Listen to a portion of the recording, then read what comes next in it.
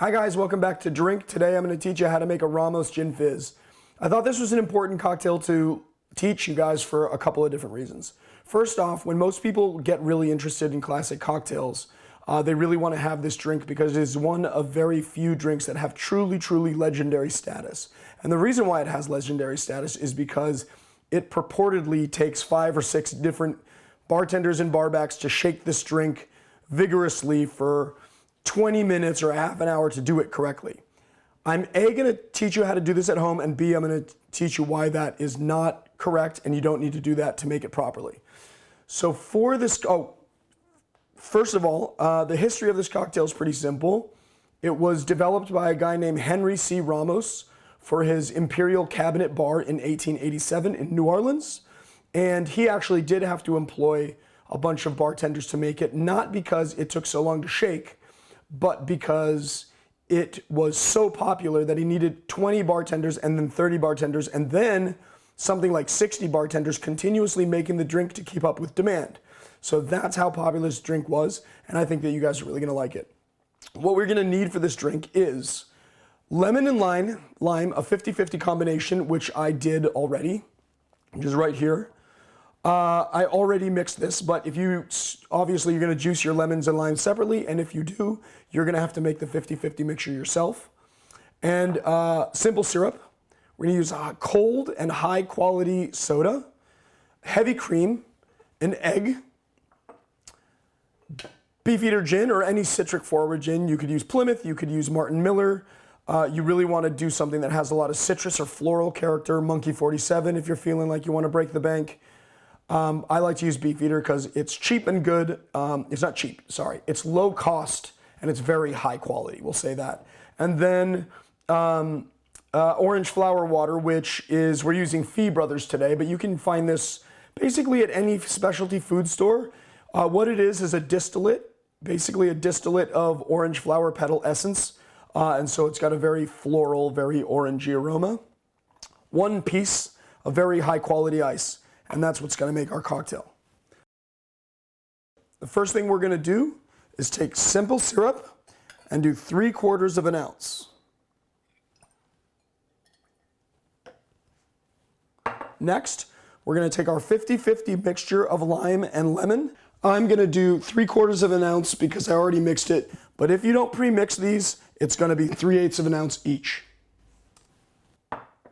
We're gonna do 2 ounces of gin.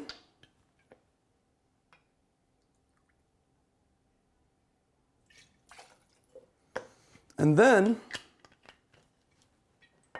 1/2 ounce of heavy cream.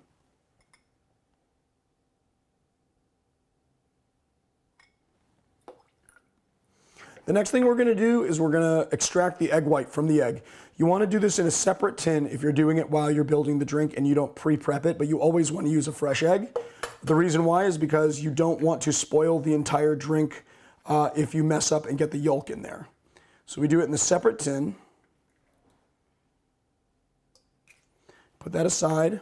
And then what we're gonna do is we're gonna mix this and we're gonna let it sit for a couple of seconds. The reason why we wanna let it sit is because we want the citric acid to start to actually cook the egg white. So 10 seconds is fine. And then we're gonna give it a nice vigorous shake for 30 seconds. Or 40 seconds, whatever you're feeling. It doesn't have to be a lot. The next most important shake is coming when we add the ice.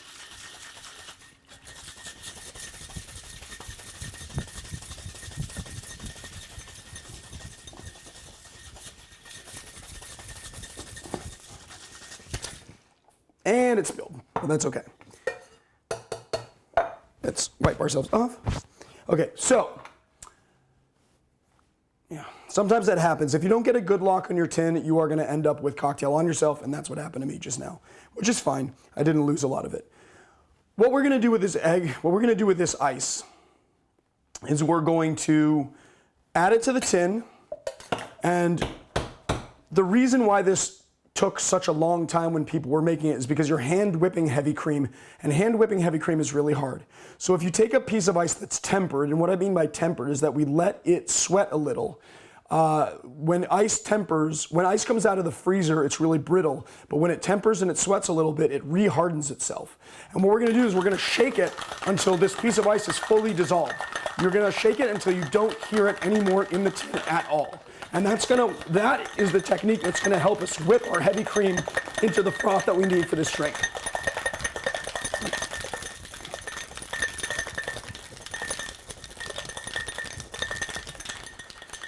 So you see, you can still hear it. You just want to do it until it's fully silent.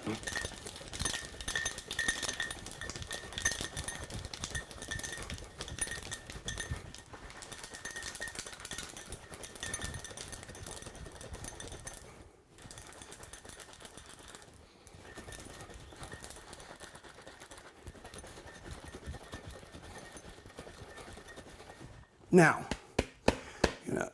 finally got a good lock on this tin. We're going to add the excess in there. And because you whipped it, because you shook it until the heavy cream, until the ice was completely gone, you actually don't need a Hawthorne strainer. You can just add it to the tin. I like to pour half of it out, right? And leave a little bit in there. And then you're going to add your soda. And you're going to see that as the cold soda hits it, it's going to react and create a foam.